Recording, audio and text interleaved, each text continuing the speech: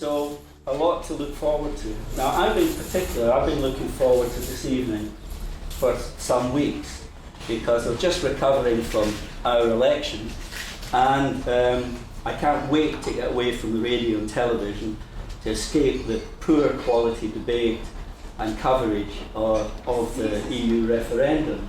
So this evening is a welcome escape. Now, I had the privilege of hearing Jim talk on this subject not long after Cameron announced that we were going to bomb Syria and Iraq. And I can tell you, in support of, was it, Jim, 70,000 mythical troops that we were going to win and help. And I didn't fully appreciate the significance of this bombing, because I think we have about 6 aircraft out there. But it was not until I heard Jim speak in it that I realised and appreciated how this would resonate in the Arab world. And that's why I think I'm so glad that Jim's agreed to come along and speak to us this evening. So enough of me, over to you, Jim. Fine, thank you very much.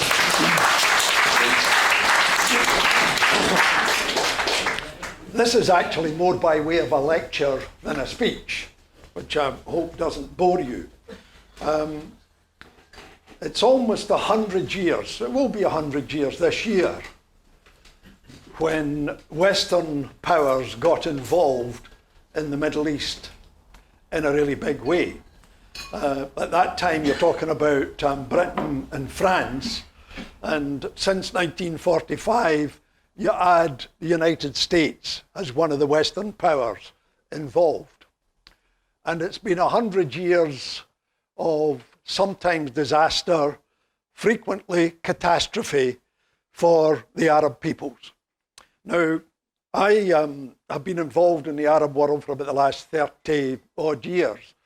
And the last period of my working life was as Assistant Secretary General at the Arab British Chamber of Commerce, which operated out of London into the Arab world. So I was extremely busy, more in the Arab world than I was inside the United Kingdom. And I think over the years that I've been involved in the Arab world, I don't pretend to perfectly understand the Arab nations, but it certainly I've learned a great deal about them in that time. We've had 100 years in which lies, deception, deceit have been the standard Western dialogue with the Arab people. At the same time, if we're looking at what's happening in the Middle East now, we have to make some effort to understand what has been happening in Islam. The West controlled the Arab world principally through the tribal sheikhs when we went in originally. Islam really didn't count very much in our estimation. That was a matter for the tribal people and so on and so forth. And what we actually did was humiliate Arab people. In Egypt, it was standard practice when I was in the Navy to call Egyptian wogs. You know, they were sort of second, third-rate people. The United Kingdom had controlled Egypt long before the 1914-18 war, and that control was absolute. Around about 1936, Egypt became formally independent, but actually it wasn't independent.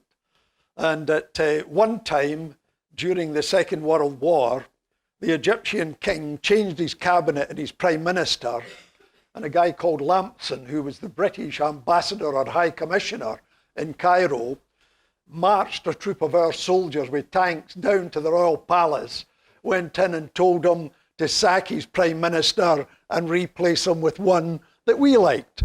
You know, and that actually happened. So there was all this humiliation and manipulation. at the Versailles Treaty, for example, when you got Lloyd George, Clemenceau, and the American President Wilson deciding the fate of small nations on the principle of self-determination. The Arabs thought that they could go along like the Czechs and the Slovaks and make their plea to this gathering of the great powers. Now, President Wilson, who's regarded as a great liberal in American history, had no time for that. Czechs, fine, no problem, as the Austrian Empire broke up. But the Arabs, nothing doing. Just dismissed out of hand any idea that they were entitled to self-determination.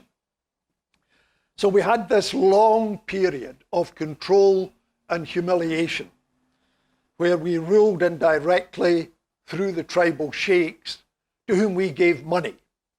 Actually, if you went to Dubai today, you wouldn't believe that in the mid-1950s, the British political officer who operated out of Bahrain went along once a year to give the ruler of Dubai £250,000 as his annual stipend. And you know, we basically kept control through them. Then came Nasser in 1956. There had been a revolution in Egypt. The king had been dismissed, and Nasser asserted Arab nationalism in place of this indirect control of Britain through the tribal sheikhs. And it looked as if that was catching fire all over the Arab world. And for a long period, Arab nationalism was the thing that Arab people held on to as a means of escaping from Western domination. Then, of course, came the 1967 war, where Israel destroyed the Egyptians in about 6 days. And so the idea of Arab nationalism as the way forward, you know, no longer looked something that road that they could go down. The old tribal sheikhs reasserted their authority, and at the same time, well below the surface of recognition by the British authorities, there started the revival of Islam.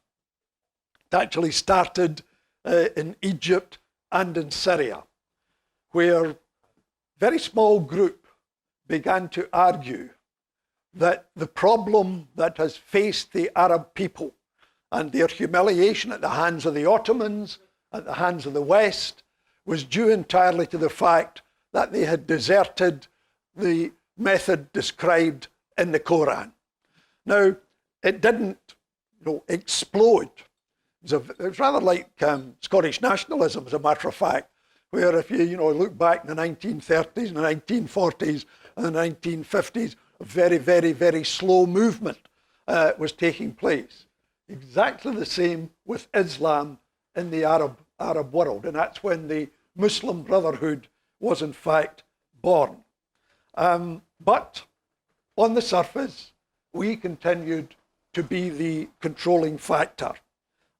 Well, what's happened with the sheikhs is that as the Muslim Brotherhood and its affiliates have argued for the supremacy of the Quran, and the best way for the Arabs to lead themselves out of humiliation is to follow the Quran and go back to a rather pure Islamic society. That has been happening at a faster and faster pace. And of course, it has been helped enormously by two people called Bush and Blair in recent years. You have to remember that the Islamic calendar year is not 2016, it's 1438. Islam, by comparison with Christianity, is actually a very young religion. I mean, this is the kind of Middle Ages of Islam. So that's the background that we have to understand when we come to look at how we reached this position in the Middle East today. Let me start with the Gulf. Pre-1914-18 war, there were what we called then the Trucial States.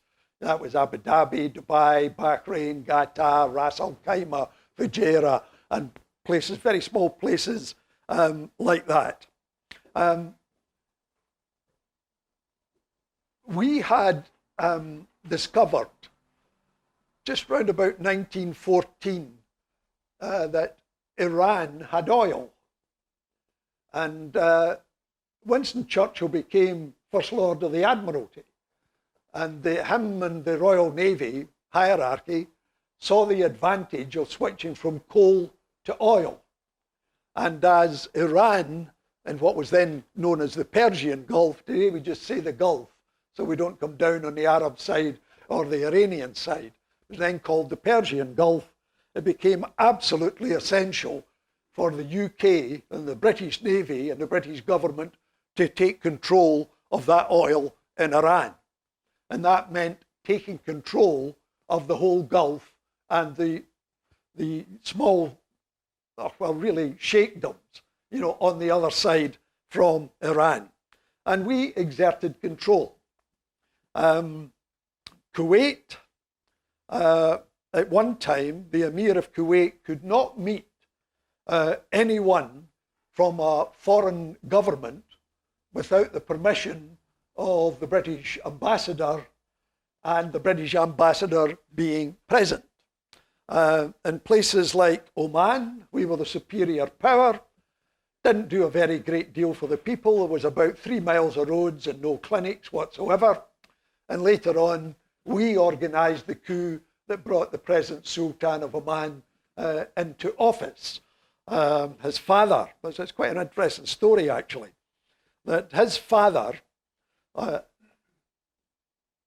saved as much money as he could in Oman, because his father had taken most of Oman money and spent it on the races in Bombay. I kid you not, because it was his money. So the present Sultan's father, he was the exact opposite. He had to save all the money and not spend it. This was becoming a rather big embarrassment as oil began to be found. And so we engineered the coup. There was one shot fired, bullet went through the old man's shoe by some means or other, but he was finally exiled to London. Now, Iran on the other side of the Gulf is not Arab. There is a very small minority of Arab people, but it is in fact Persian. And there we had to control it. That's from the British point of view. That was okay up to a certain point when nationalism began to stir all over the Middle East and the Iranian Prime Minister became Mossadegh. I can remember this as a wee boy. And of course, he did what seemed to be sensible to the Iranians. He nationalised the oil in Iran. And a Labour government, by the way, said this can't be allowed to happen. And then it was followed by a Tory government who said it definitely can't be allowed to happen. And a combination of the CIA and MI6 organised a coup against Mossadegh, restored the Shah, who had left when Mossadegh became the Prime Minister, brought him back, and we controlled Iran through the Shah. That was how we operated. 1914-18, things became different because we found ourselves at war with the Ottoman Empire. And bear in mind that in the Ottoman Empire, there never was an Iraq. There never was an administrative area called Iraq. There were actually 3 administrative areas in what was called Mesopotamia. In fact, when I was a boy at school, it was Mesopotamia we talked about. And, one area dealt with the Kurds, one administrative area dealt with the Sunni, and another administrative area further south dealt with the Shia. Anyway, we're at war with the Ottoman Empire. And it was thought good policy if we could persuade some of the Arabs to revolt against the Ottoman Empire. And the British had good grounds for this, because up in Syria, in the Syrian area of the Ottoman Empire in particular, Arab nationalism was beginning to grow. And there were Arab officers inside the Ottoman army who were thinking of a revolt. And in fact, the Ottomans got a hold of a very large number of prominent Arab nationalists in Damascus and hanged every single one of them. So there was grounds for us believing that among the Arab people there was a potential for revolt against the Ottomans. Where we chose to try and stimulate that revolt is now what is western part of Saudi Arabia, not the central and eastern part of Saudi Arabia, or indeed Mesopotamia itself.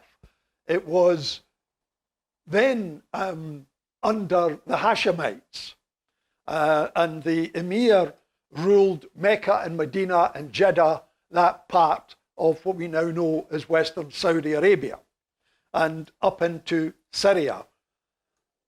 The British government approached the emir and suggested an Arab revolt backed by the British and backed by British money. I don't know if you've ever seen the film Lawrence of Arabia, but he had gold. Gold was a very important matter, and actually giving the emir and others lumps of gold and bags of gold was a very important factor. The emir was promised verbally that if they revolted, there would be an independent Arab state. Western part of Saudi Arabia as we know it, and up into Syria. He asked for written assurance, and he got written assurance from the British government.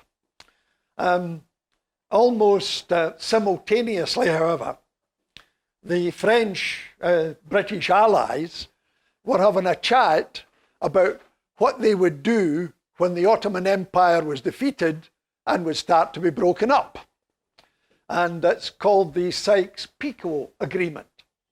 Notwithstanding that a promise had been made to the Arabs about independence, Sykes-Picot Agreement decided to split up Syria and Mesopotamia and Palestine between France and the United Kingdom. Of course, unknown to the Arabs, who were being encouraged to revolt and fight against the Ottomans. At the end of the war, as I say, Faisal was Prince Faisal, who was one of the premier sons of the emir. He led the Arab delegation to Versailles and got short shrift from the French, the British, and the United States, and the Italians were there, but they weren't half as powerful as the others. We got the mandate for Mesopotamia and Palestine, and the French, who hadn't fought the Ottomans, actually got Syria and the Lebanon. Now, at that time, the Lebanon was a region of Syria, but it never had been a state, the same as Syria had never been a state. The French, by then, believing that the British had told them the truth, Faisal and his Arab army had taken over Damascus in Syria, and he became the king of Syria. And they all thought they had an independent Arab state. In came the French and said, no, we've got the mandate, out you go. Now, it wasn't a simple matter of saying, out you go.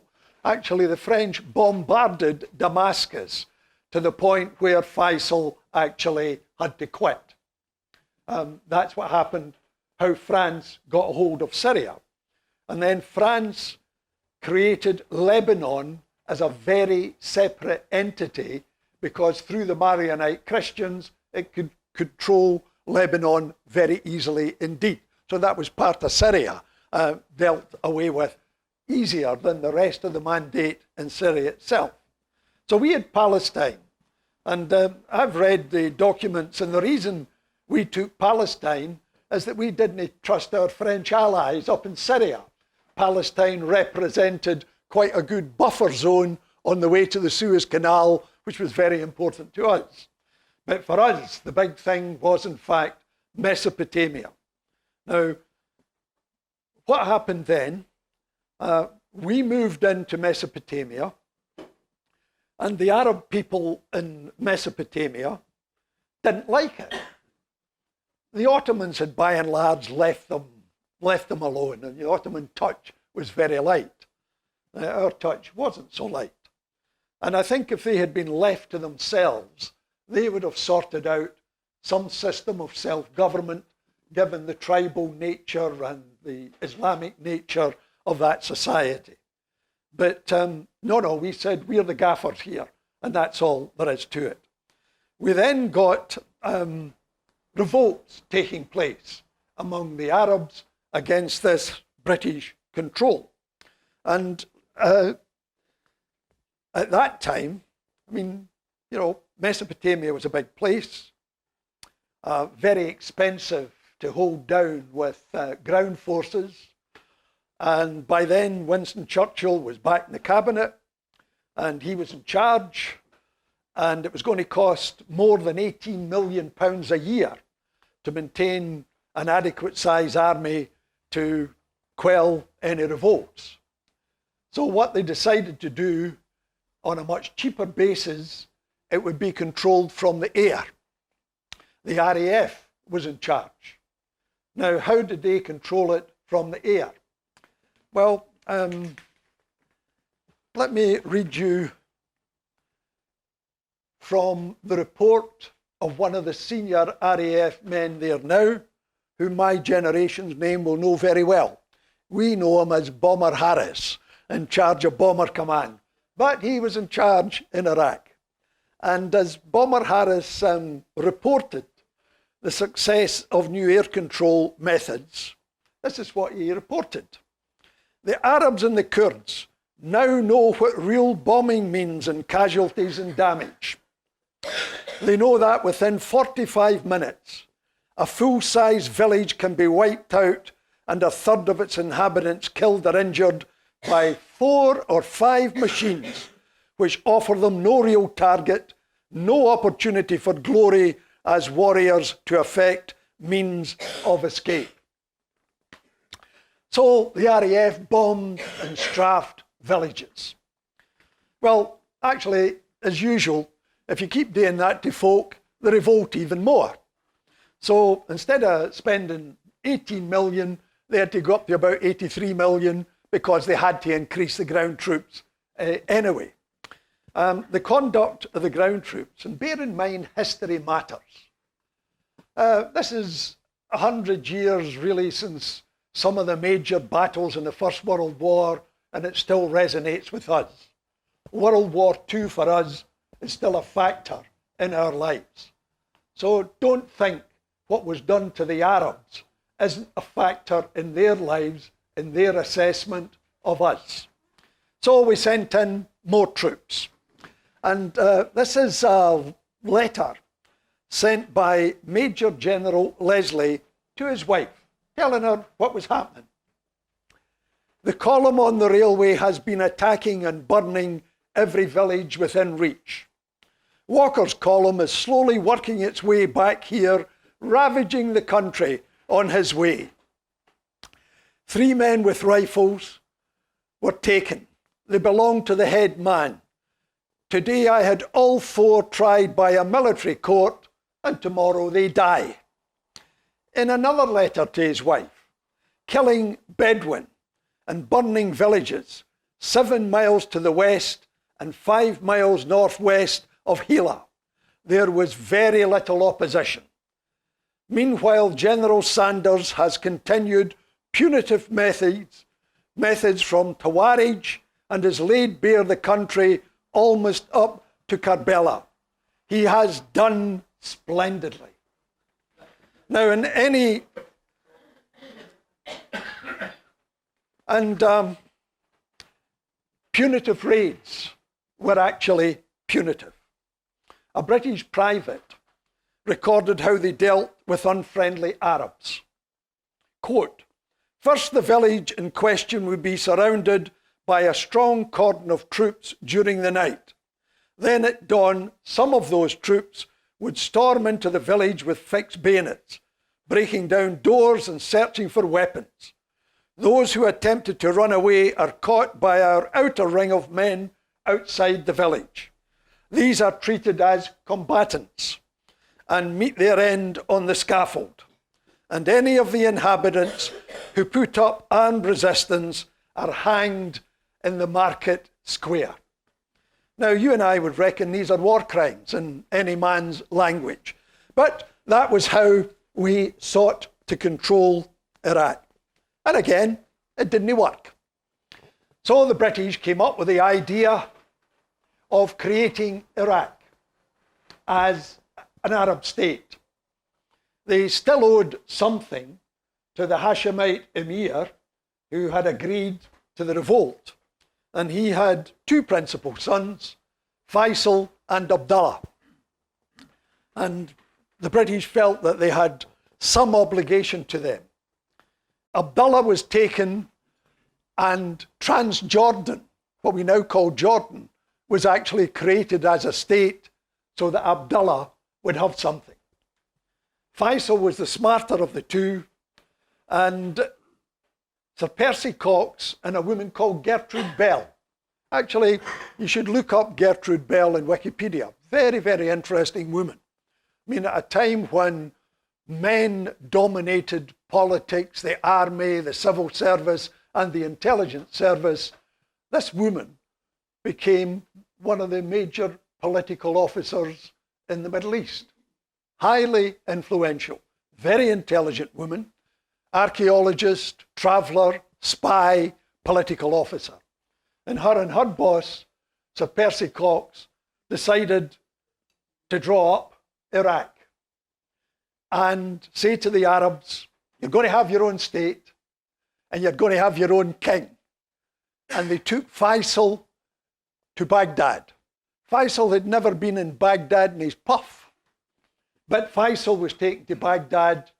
We rigged a referendum, not one man, one person, one vote. It was done in a much more subtle way than that, but we rigged a referendum among the tribes, and lo and behold, 99% said hunky-dory. So there was Faisal in this country that we had created. He appeared to have a government, he had a cabinet, and he could appoint ministers, but essentially the British were in control because we began to realize that Iraq had oil at the same time.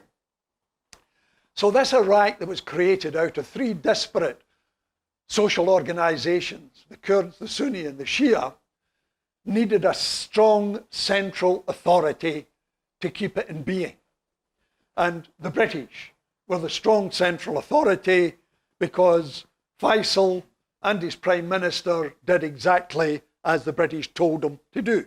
Now they were allowed to do various things themselves inside Iraq, but anything that touched on British interests, we determined what was going to happen.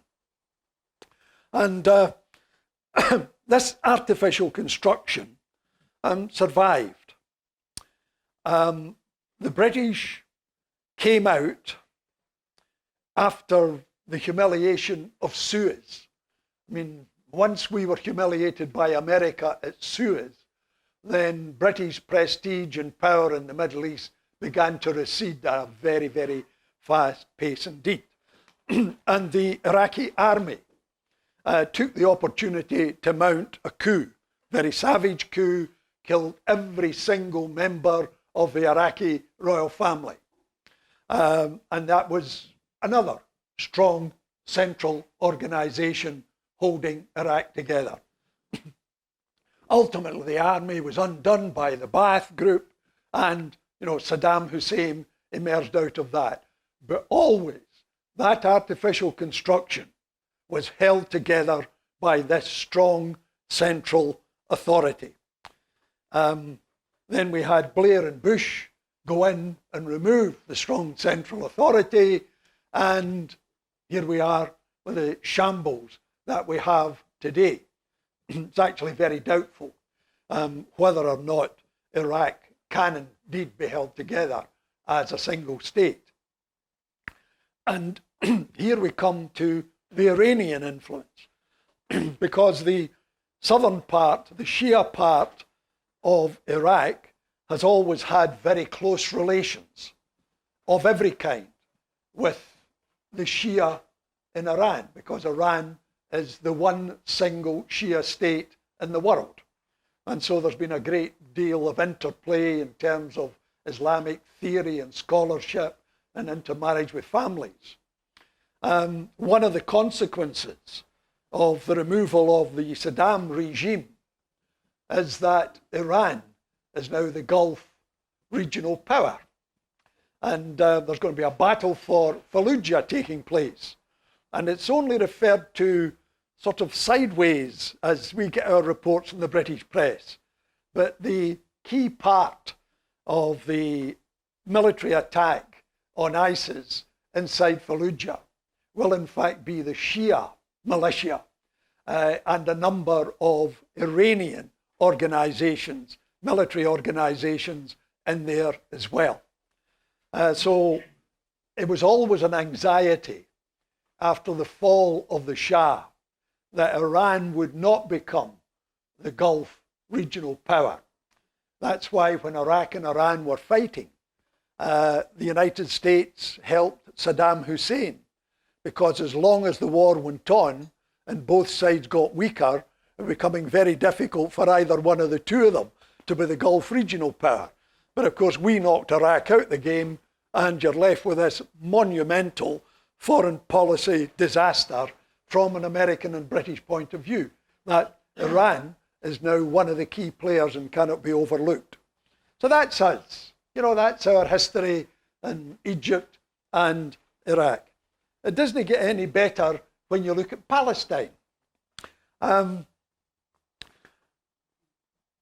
Zionist movement sought a homeland inside Palestine and actually wanted to create a Jewish state in Palestine. The Balfour Declaration of 1917 actually said that there should be, and I'll read it out for you, because it's only part of it's ever actually written about. His Majesty's government view with favour the establishment in Palestine of a national home for the Jewish people. That's the bit you normally hear. And will use their best endeavours to facilitate the achievement of this objective. This is the bit you seldom hear. It being clearly understood that nothing shall be done which may prejudice the civil and religious right of existing non-Jewish communities in Palestine, or the rights and political status enjoyed by Jews in any other country. So as well as promising independence, taking it back in that area, the Balfour Declaration opened a Pandora's box which is still not closed. And from an Arab point of view, treachery, as far as they're concerned. What the Zionist movement tried to do was buy up Arab land, so that it was a sort of stealthy thing to do. Very clever. Arab treachery was involved in this. Some of the leading Arab Palestinian families would meet the British at 11 a.m. protesting about the sale of land to Jewish people. And then in the afternoon would do a deal to sell their land to the Jewish people.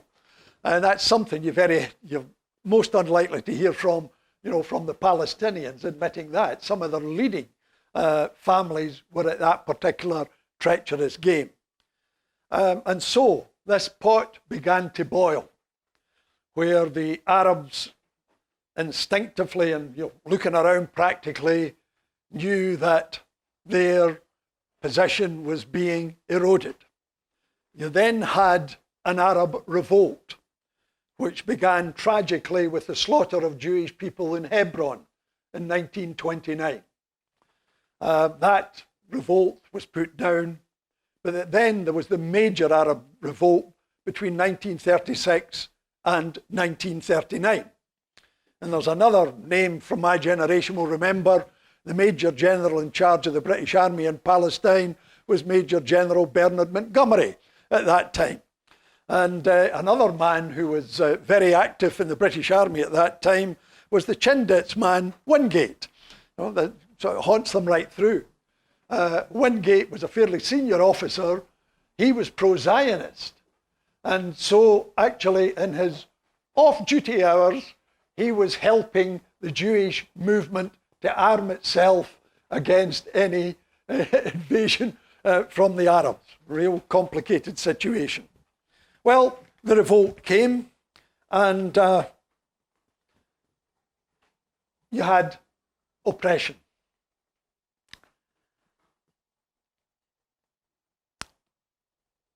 This is a quote from an official document. To suppress the Arab rebellion, Britain reinforced its position by 25,000 soldiers and policemen and introduced military courts. Sir Charles Teagart, a senior policeman, was drafted in from India. He set up a centre in Jerusalem to train interrogators in torture. Hitting prisoners on the soles of the feet and genitals was one method, and the water can was another, where the suspect was held down on his back, his head clamped between two cushions, and water trickled into his nostrils from a coffee pot to the extent he thought he was drowning. No much different from the waterboarding that took place with the Americans, and both in Guantanamo and elsewhere. Between 1938 and 1939, more than 100 Arabs were sentenced to death, with more than 30 of those actually executed. Over 9,000 Arabs were held prisoner that year under administrative detention. Not tried, just held. The same fate has befallen thousands of Palestinians at the hands of Israel in recent years. I think there's round about 10,000 Palestinians held in preventive detention by Israel at the present time. There can't be anything new for the Palestinians. Nothing new. We all know that Israel takes collective action. If someone in a family attacks the Israelis, they're liable to find their home demolished. That collective action is nothing new. We engaged in collective action. This is what an Israeli historian records, a guy called Tom Segev, in a book called One Palestine Complete. And both sides, Palestinian and Israeli, accept that this is the most objective history there has been at that time. These Arab collective guilt, collective punishment. Such operations were routine. Almost every village might be searched at any time. In such situations, the men were gathered in an improvised enclosure or cage, as the British called it. While the men were detained, the soldiers went from house to house searching for weapons. They would break down doors, smash furniture, and ransack pantries, ripping open sacks of flour, rice, and sugar, and strewing the contents all over the floor. They would also empty cans of oil. Their assumption was that people were hiding weapons in sacks of food or cans of oil. But the soldiers also acted maliciously. They deliberately mixed the flour and oil and poured it all over the beds. So there's nothing really new for the Palestinians. And that's our record as the mandate power in Palestine. And so you can really understand how the Palestinians view Western powers at the present time. Now I come finally to Syria. The French took it over. When the Germans defeated the French, the Vichy government was still in control of Syria. It was thought finally necessary by the Allies that the British should attack the Vichy French forces in Syria during the Second World War. They did so, and the French forces were expelled back to Vichy, and we controlled Syria and Lebanon for the rest of the Second World War. The French, de Gaulle, then insisted that France go back. I mean, this was French territory. De Gaulle was a man who was always very worried about France. Indeed, one of the reasons de Gaulle disliked the Americans is the Americans actually liberated France, and it's something he never forgave them for. And so there had to be, conflict from the Arabs to get rid of the French, and Syria, finally emerged. Again, it was by no means a democracy, and there was a final coup took place with the Ba'ath Party and the military under the President Assad's father. Then we got the Arab Spring, and the people who were demonstrating against Assad's regime, and it's not just about Assad. I mean, if Assad was knocked down by the bus tomorrow morning, you still have the Assad regime, because it's an Alawite regime that's actually in Syria. And it's a complicated area, is Syria. History matters to them as well. There's a Sunni-Shia divide. There's an ethnic mix in the whole region: Arabs, Kurds, Druze, Turkmen. Syria's population splits roughly Arab 59%, Kurds 9%, Turkmen 2%. They're all Sunni. Alawite and other Shia 18%, Druze 2%, and Arab Christians 12%. The Christians are in favor of the Assad regime because they have seen what has happened to the Christians in Iraq, who are all but eliminated now. So they believe that if the Assad regime falls, they'll get slaughtered. So they're in favor. So if you look at Syria, there are several interests involved there. Let me tell you a story before I go on to that. I had a long conversation with a very senior Saudi some years ago, in which he explained to me that the Arab world had been controlled and ruled from three places: Baghdad under one caliphate, Damascus under another caliphate, and the power of Cairo, Egypt, the largest Arab state. And he said to me, there's going to be a fourth one called Riyadh, Saudi Arabia. And if you think about it, Baghdad's been knocked out. Cairo is in the Saudi pocket because they give them the money. And now Damascus has been knocked out as well. And so it should come as no surprise to anyone that when the revolt started and the demonstrations started in Syria, Saudi money went straight in to those military forces who were prepared to unseat Assad and put in a Wahhabi Islamic regime in Damascus, which of course would be reliant upon Saudi Arabia. Saudi's ally, Qatar, was doing exactly the same thing. The British ambassador, there was huge miscalculations made. When the British ambassador left Damascus about 4 or 5 years ago, he announced that Assad would not last a month. That's how much we misunderstood what was happening inside that country. So several groups have an agenda. ISIL has an agenda.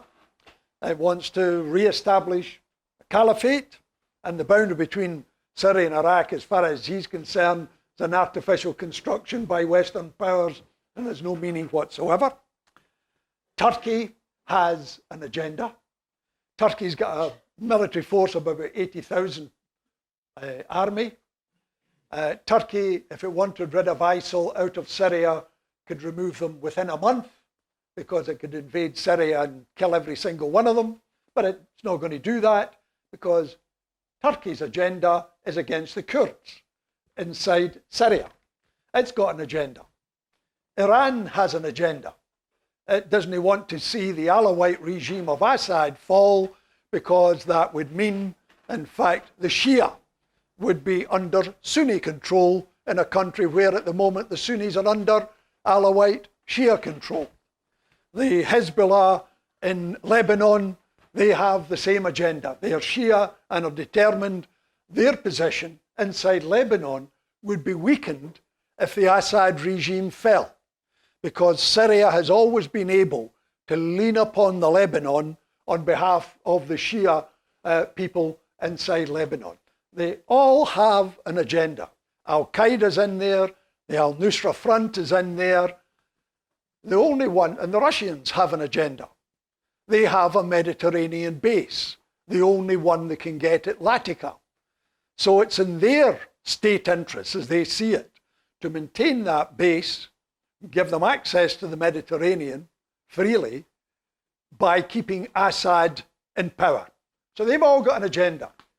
The West doesn't have. We don't have an agenda. America doesn't have an agenda. At one time we were told it was to support the Free Syrian Army, which actually doesn't exist other than in penny numbers. You know, they talked about 70,000 at one time, but you never hear them talking about 70,000 now. It doesn't exist. And now you get the impression that we wouldn't mind if the Assad regime and the Russians actually started attacking ISIL rather than other people. So where is there a role for the West in Syria at the present time? In my view, there is none. Western intervention for the last 100 years has been nothing but catastrophic for the Arab people. We've never really gone in on the basis we're here to help you. We've gone in on the basis of our interests are here to control you. Now you may say, well, what is the solution to Syria? And actually, there is no immediate solution to Syria, that we can have any controlling factor or influential factor in any significant way. It is now inside Syria, as it is inside Yemen. There are proxy wars being fought. Yemen's a proxy war for Saudi Arabia, and so is Syria for Turkey, Hezbollah, Russia, and Saudi Arabia and its Gulf allies. There is, in fact, a fight to the finish going to take place. And there's nothing you, me, our government, or Barack Obama, or Trump, or Clinton will be able to do anything about. Now, that's very difficult for us to understand, because the instinct is to go in and help. Where can we help?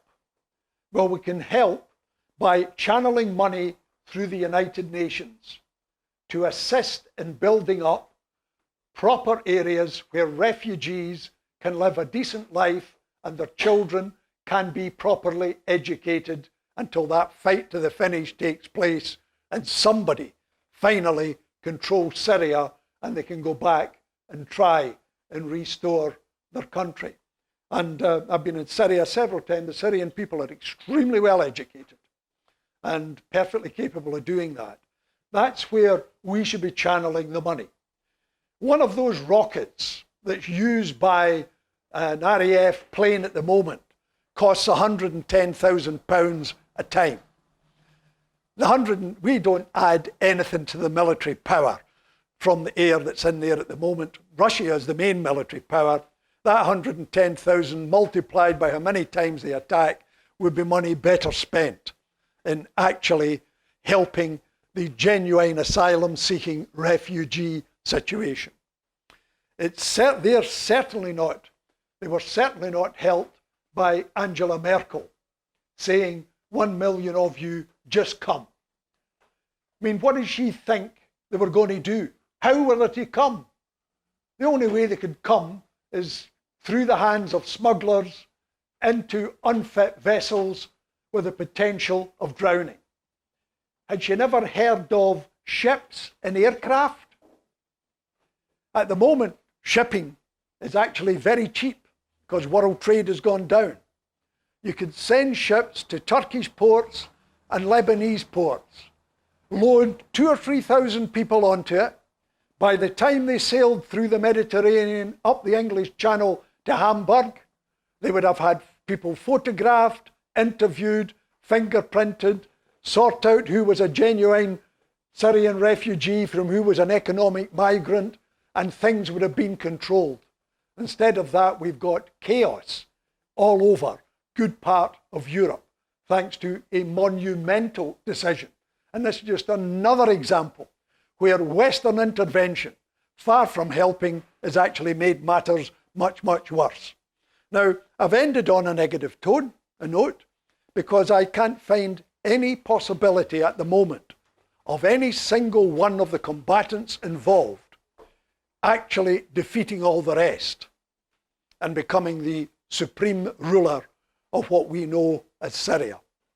I think there are certain things in this world which we believe there should be a solution to, but for which there is no solution readily available. Cyprus is a very good example, split between the Cypriot Greeks and the Turks for a long number of years, ever since Jim Callaghan was actually Foreign Secretary, and that's a long time ago. And I'm afraid the Syrian situation is like that. And I think when Western politicians talk about what we can do in the Middle East, we should actually have a very clear, cool, humble look at what our history is and come to the conclusion, if you can do no more good, for God's sake, do no more harm.